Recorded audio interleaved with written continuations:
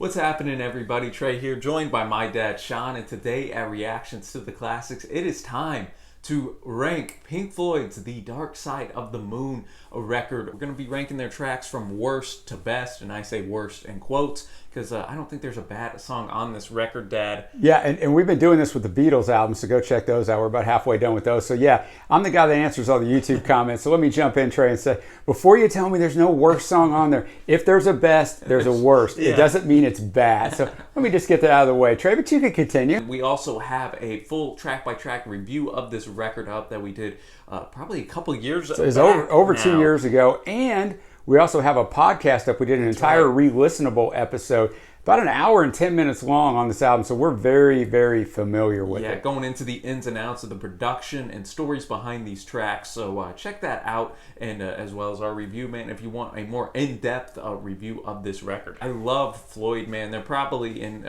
my top 5 bands of all time. Agreed. And obviously Dark Side, one of the most famous records ever, so gonna be fun to dive in and discuss it.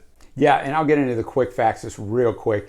Released in March of 1973, their 8th album, which a lot of people who don't know much about Floyd just assume it's like their first album. It was their 8th album. Topped the Billboard chart for only 1 week, but remained on the chart for 741 weeks from 1973 to 1988. Following a change in the way the Billboard did their charts in 2009, it re-entered the chart and has since appeared for over 900 weeks, over 45 million sold. And in the UK, it's the 7th highest selling album of all time, and the highest selling from an album that never went to number 1 there. That's unbelievable. That shows you how they can be in it to win it. I'm not going to go into all the details behind the album, but I'll just give you a quick little overview of it. Each side is a continuous piece of music. 5 tracks on each side reflect various stages of human life, beginning and ending with a heartbeat, exploring the nature of the human experience.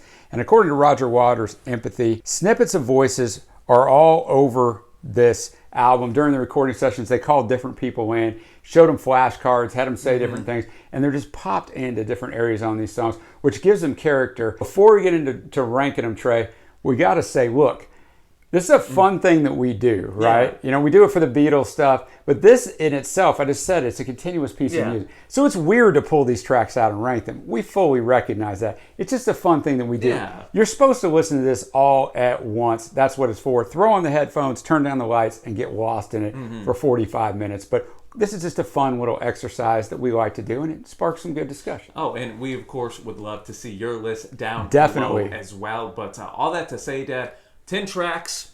Let's kick this thing a lot quicker off. than the Beatles one. Let's do it. Yeah, so my number 10, I'm going to start off with the On the Run instrumental, which is track number 3. Very synth heavy. Sets that frantic pace of the hustle and bustle of life, and that EMS synthesizer is the perfect sonic complement to this. Have some laughter and footsteps in there as well. And even though it's at my 10, you know, I still enjoy it. It still is an interesting piece of music here, but hey, something has to be 10. Yeah, I do definitely like the footsteps on it. It's number 9 for me, so I'll go ahead and talk about. I mean, I don't really have much more to add than you. It's a little long for me at 3 minutes 45 seconds. I mean, I still enjoy it too. My number 10, another instrumental, Any Color You Like. And obviously, this is another one of those instrumentals. Synthesizer segues kind of into a guitar, using different studio effects for the guitar and the synth that were kind of state of the art at the time. I don't mind it at all. It's just like you said, something's got to be at number 10. So that's my number 10. My number 9 was On the Run. What is your number 9? My number 9 is going to be Speak to Me, the opening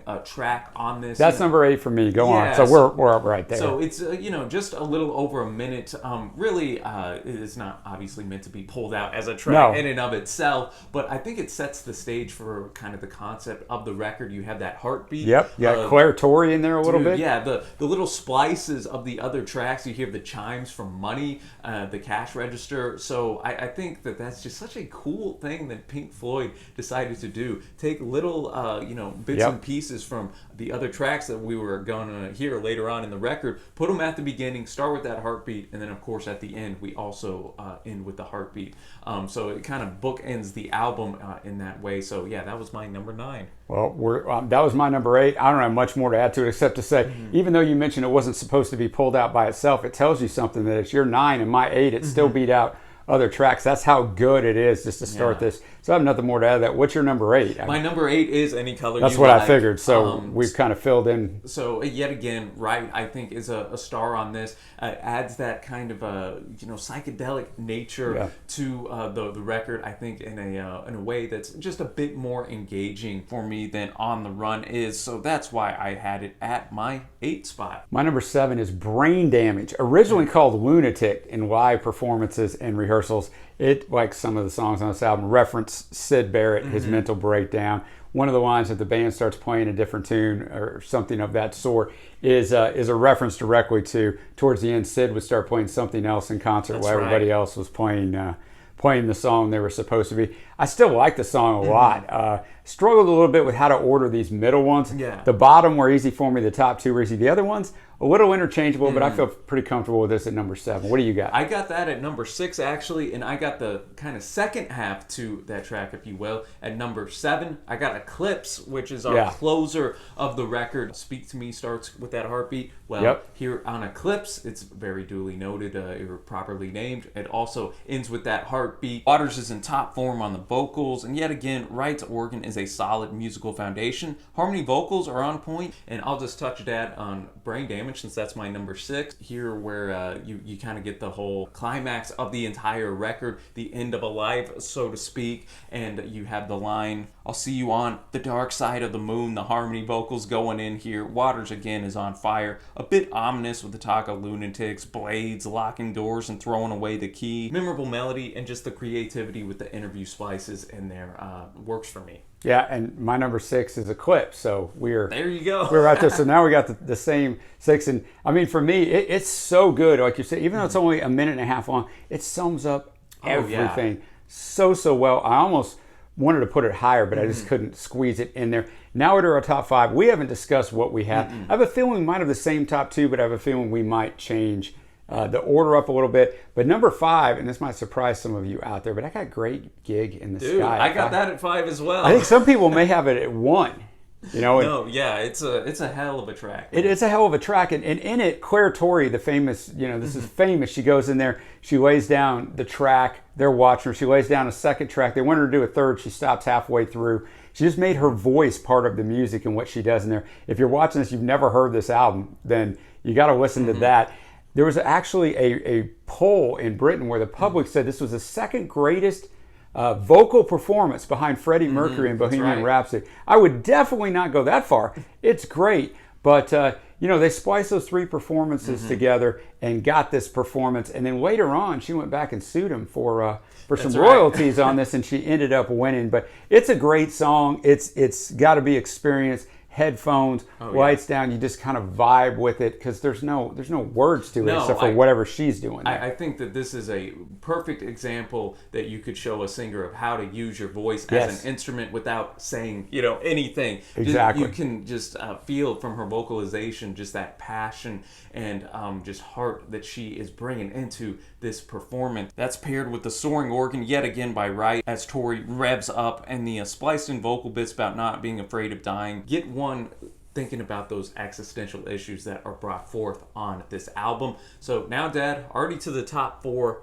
Hey, I can't believe we're lockstep. I mean, a little different order, but number 4, I got Breathe. Dude, so do I. You're stealing my list here, Dad. And it's played right along with Speak to Me, the first track, as we talked about. They're not meant to be played separately, really, but it goes a minute 25 into it before we get any vocals. And the thing that sticks in my head, that run, rabbit, run. Just love it, man. So just a fantastic sonicescape to really pull you into this album right away. No, and I can't believe it's taken me this long because this man is one of my favorite guitarists of all time. David Gilmour, man. Oh, that intro. Yeah, he is one of my favorites of all time as well. That intro guitar portion is brilliant. The lyricism does a good job of setting that scene of life where you must dig holes, put in the work towards that early grave. Yep. Here, is that there's really the first track where you really start to get into that concept of life, so to speak. Those lyrics, Dad, showcase how timeless I think Dark Side is as a whole, because these things are just pillars of society, having to go in, put in the work, toil, and then question it all. I think that's something we all do and have done since time has begun. Yeah, and this is 1973, so we're all closing in on the 50-year mark, and no matter how much technology changes things, those same human components are always going to be there. Trey, I'm going to let you go first this time.